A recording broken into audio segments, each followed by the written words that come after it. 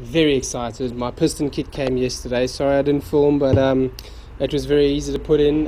You've just got a sleeve and 2 clips. So inside there's like a little clip that goes in there. You can just swing it all the way around and you pop it out, and then this little sleeve just pops straight out. It's very easy. And then you take the piston off and you put the new one on. There's a brand new piston. Alright, so I'm very, very happy about that. So the reason why I've been waiting for that is now so I can put the heads back on over here.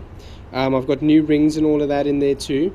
And the reason why I've been waiting is this and this over here. As you can see, the chains, you need to keep the chain on the sprocket, otherwise you're going to have a problem. And yeah, I'm ready to reassemble. So let's go ahead over here.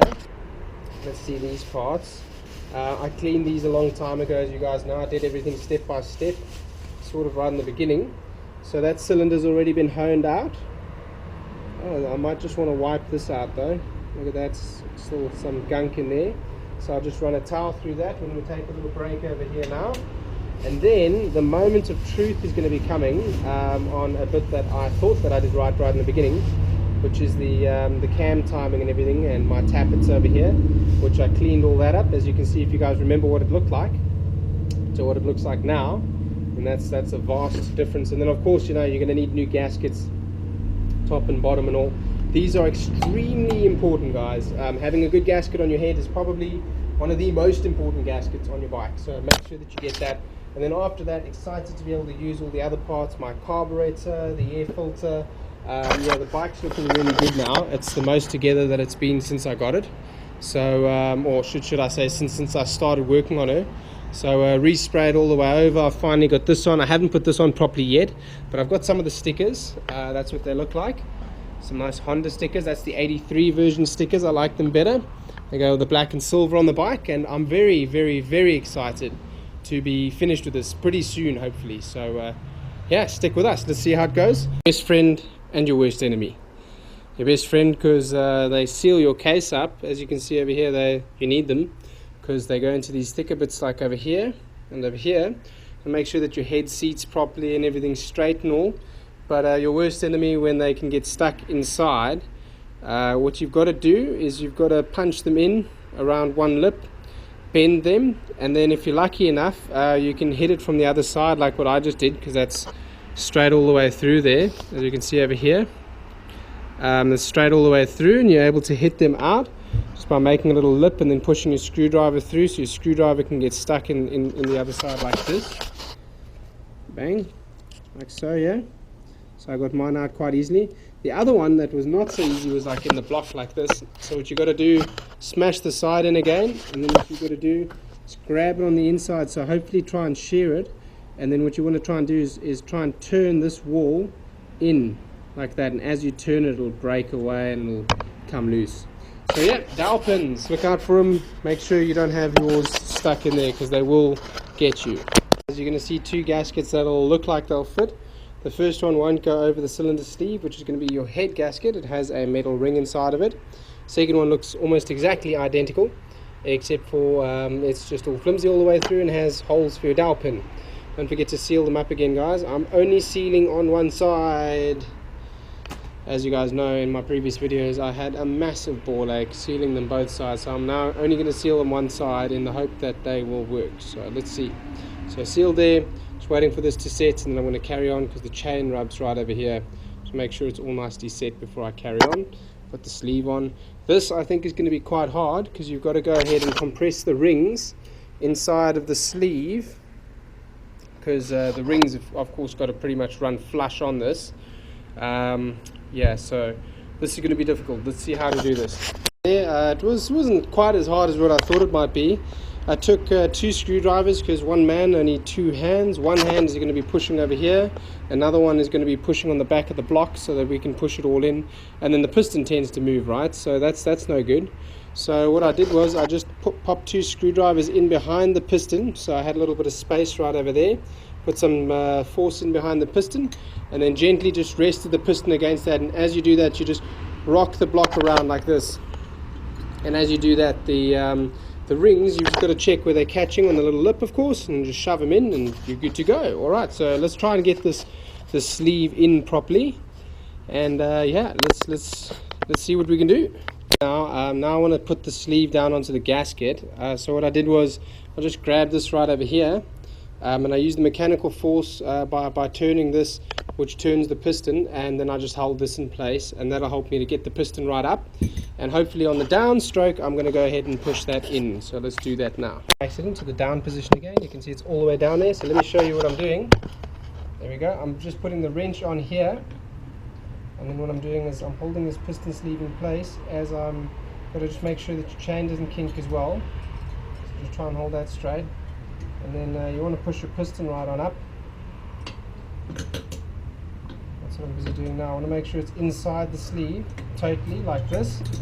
See, like so. When I go ahead and seat this inside here, there we go. Oh, that's gone in nicely. There we go.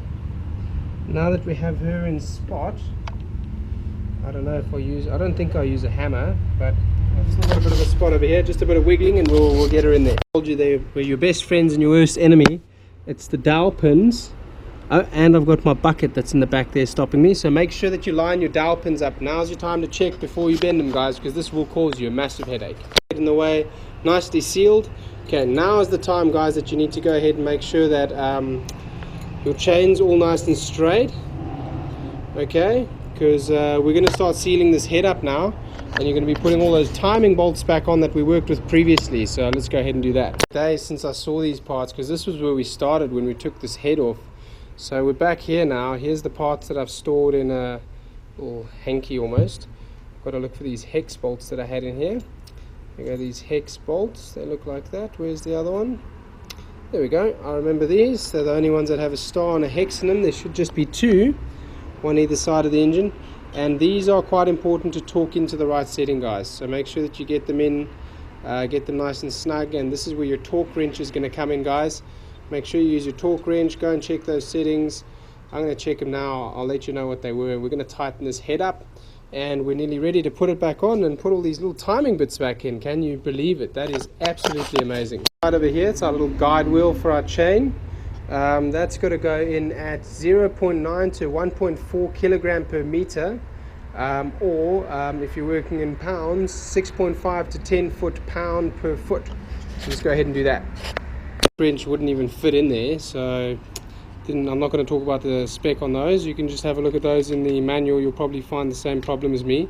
So yeah, good luck with that. If you can get a torque wrench in there, awesome. If you can't, then just tighten them up as well as what you can. Just try to make sure that your gasket's not shitting itself out, like I hope mine isn't. I think it's okay. I don't know if I'm happy with that. We'll see. I might go back and just loosen these and see what I can do. Just don't like how this gasket's sitting out over here. You see that? Yeah. We'll be putting on this metal ring gasket now, and then by the looks of it, we can just judge by that. It looks like it's got a dowel pin on the top and the bottom this time. Yeah, same as before by the looks of it. So yep, we're gonna need some dowel pins there, maybe even 3 all the way around. We'll find out in just a second. I'll let you know.